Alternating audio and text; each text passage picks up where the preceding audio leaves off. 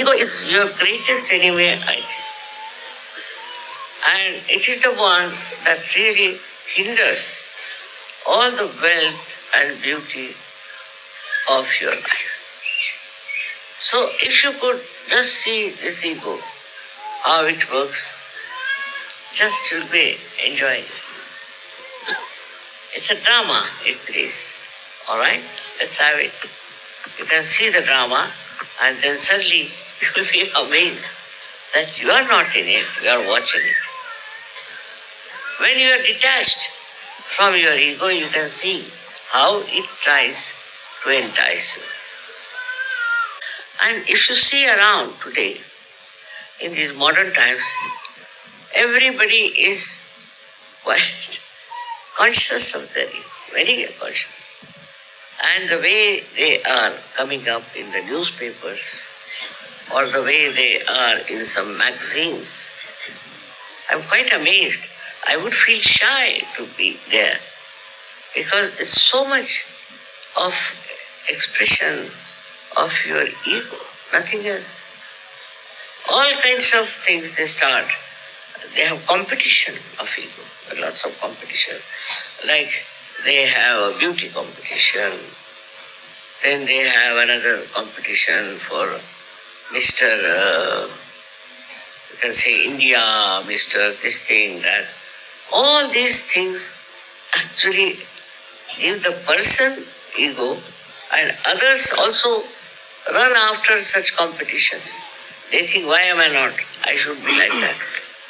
So it's very deadening and absolutely blinds your mind that you think this is the way one has to be very successful. This success lasts for how long? It perishes in no time.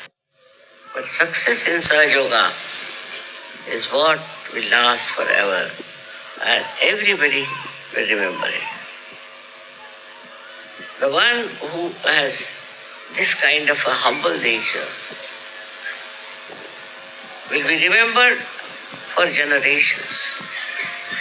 I've never seen a statue of a person who has been egoistical. On the contrary, if there was some, they used to criticize. He was a very egoistical man. And nowadays it's impossible. Anybody who has ego, I don't think anybody is going to sing any songs about such a person or going to raise any statues in their name. We should not react. We should not react.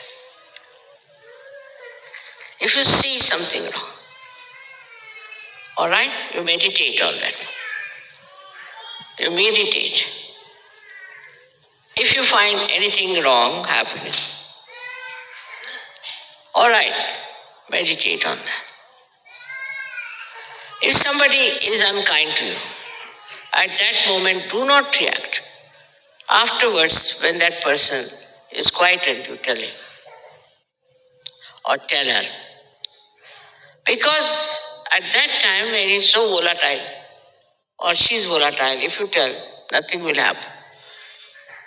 Gradually, I don't say always you can win over such people, but gradually you may be able to make them understand that it's wrong. It's wrong to do things which they have been doing. Today I was thinking of telling you about the ego problem because I think everybody feels that that's the biggest problem they all have. And there's a big ego trip one gets into. And they don't know what to do with it. So first part, I will tell you how the ego rises and what it does to us. The second, how to understand it. How to tackle the position of ego and put it in its own aspect. As you see in the map here, the yellow stuff that you see on top is the ego. The balloon that is yellow is the ego. You see down below, it starts from the Swadhisthana. This is the color of the bile within us. And this Swadhisthana chakra, which is for our creativity, is directly connected to that ego there. And when it starts rotating around the void and going to the various parts of the void, it collects all the problems of the void. Void is that green circle within us, where physically we have, in the void, we have uterus, we have kidney. It's a complete viscera. All the intestines, ascending, transverse, descending colon. Liver is the upper part of liver more. Then also pancreas and the spleen. So all the problems of these organs are collected by this chakra, which moves. It comes out of the Nabhi chakra and moves round and round and round and collects all the problems. It nourishes, gives power, the vital power to these organs, and also it generates necessary power for our creative action. It also collects the fat cells of the void, convert it into the proper cells for the brain, for its use, for the grey matter. All this work it has to do one chakra. It manifests aortic plexus outside. On the physical level, we call it as aortic plexus, and it has got 6 subplexuses which look after all these organs.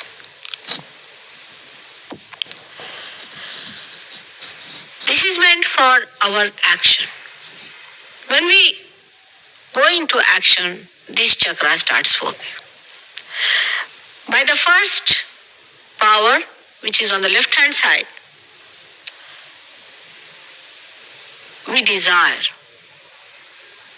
But by the second one, we go into action and is called as Kriya Shakti.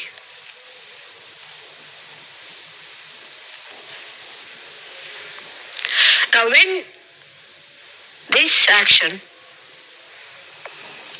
starts within us, it produces the byproducts, or we can say all the problems of these organs, which are to be deposited somewhere, and they are all deposited in the brain as ego. All the problems that we have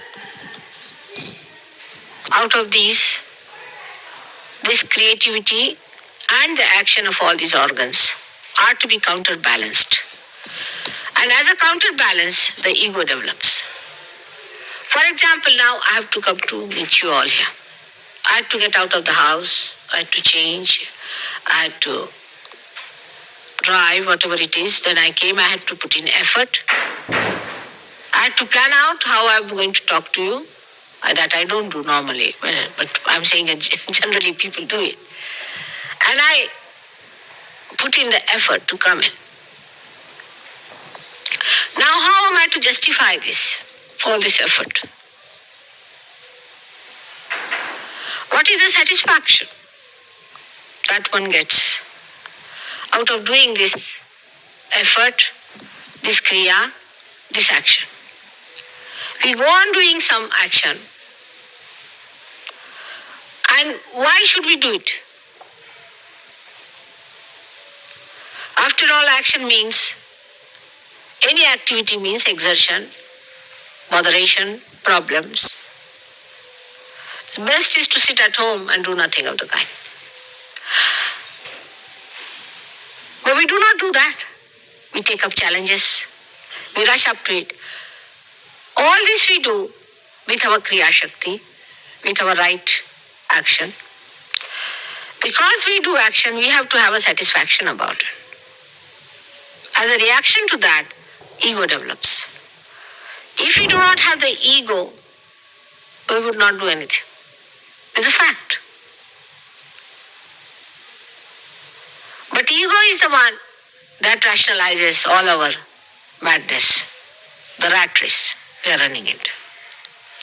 If we did not have the ego, we would not go into this nonsense.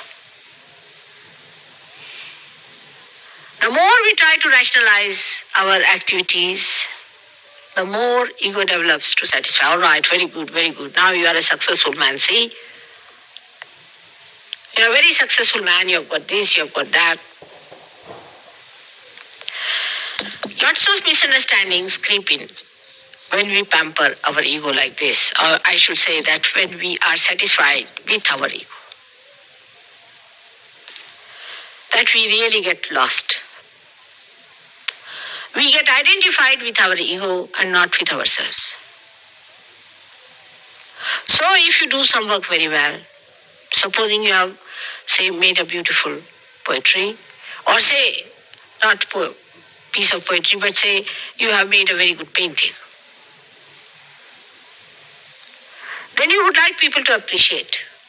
If they do not appreciate you, you think you have done nothing. Though you have done a beautiful poem of a canvas. But still you will be so dissatisfied with yourself. Unless and until people appreciate you, they must garland you, they must say, oh, you are great, you are really unique, you are a genius. You know, many artists who created great art got trapped into this kind of misidentification. When they created some great art, the art could not give them satisfaction. They had to go to ego. And Mr. Ego would not be satisfied unless and until everybody says, yes, yes, you are very good, you have done this, you are a genius, you are this, you are that. That's how the ego develops then within us. But a situation can arise where even when we have done nothing, we want to take the credit. Then we call such a person egoistical. Who says, I will do this, I have done this, I, then we call him an egoistical person. Because he gives words to his ego, that's why we call him egoistical. But all of us have got this Mr. Ego there sitting on our heads. When it starts bloating, the more successful you are, the worse it is. The more you indulge into planning and thinking, the worse it is. The balloon goes on, you see, pumped, as if you are pumping a balloon, you see. The more you pump, the more it becomes.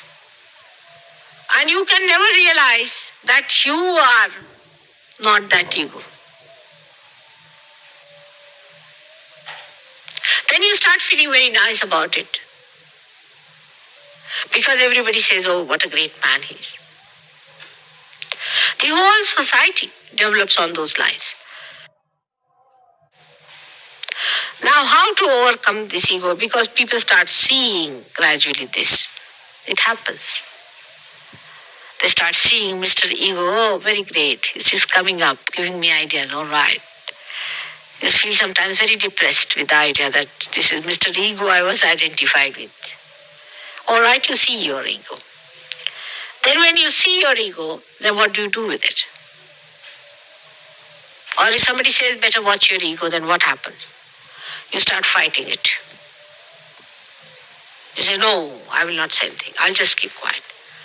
Let them say anything, whatever they like. Then you become another type. You become a person who is suffering from superego. So you are left with desires but do not act. When you say that let others aggress me, I'm not going to aggress anyone, I'll be very careful about not aggression. But by this kind of a thing, what happens that when you raise the left side, left side which goes up and the right hand side, superego, it presses the ego down, but again is bounced back, and there's a kind of a bouncing going on. By this behavior, when you fight your ego, the ego sits on your head much more. The more you try to fight ego, it sits on your head. You are not to fight it.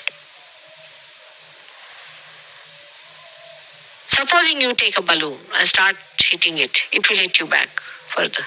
Go on hitting it, it will go on hitting. Now, which is the way to deflate this ego? How do we deflate a balloon? In the same manner. Take a pin and give it a prick. You just look at yourself, say, all right, Mr. So and so. Now, how do you do? And you laugh at yourself. You said, oh, you were very unhappy, you see, when you saw that you were not praised very much. All right. Now have a pin from me. And that's how you deflate it. By seeing it, by all the time making fun of it yourself and piercing a pin into it. Not by deflating. In the way people say that you deflate the whole thing by pushing it down or by killing it. But actually just making a hole in it. In the same way, if you start looking at yourself and make fun, human beings only know very well how to make fun of themselves. No animals know that.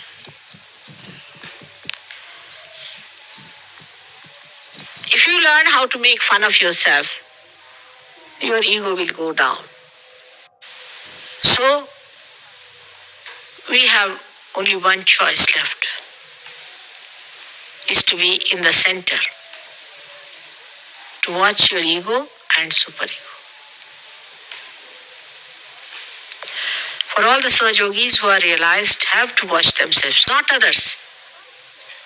You should not expect anything of others, just expect something of yourself for a change.